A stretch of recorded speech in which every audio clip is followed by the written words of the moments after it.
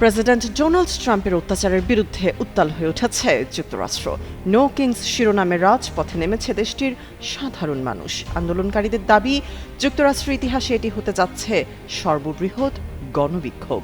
শনিবার সারা দেশে ৩,০০০-এরও বেশি স্থানে বিক্ষোভ কর্মসূচির ডাক দেওয়া হয়েছে। এর আগে ২০২৫ সালের জুন মাসে ৫০ লাখ এবং অক্টোবর মাসে ৭০ লাখ মানুষের স্বতঃস্ফূর্ত অংশগ্রহণে বিশাল সমাবেশ হয়েছিল। এবারের কর্মসূচিতে সেই রেকর্ড ভেঙে নতুন ইতিহাস সৃষ্টির সম্ভাবনা দেখছেন আন্দোলনকারীরা।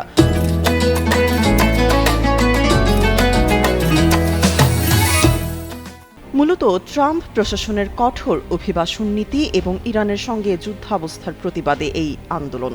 ওয়াশিংটন ডিসি, শিকাগো এবং সান ফ্রান্সিসকোর মতো বড় শহরগুলোর পাশাপাশি ছোট অঙ্গরাজ্য ভারমন্টেও ৪০টির বেশি কর্মসূচি পালিত হবে।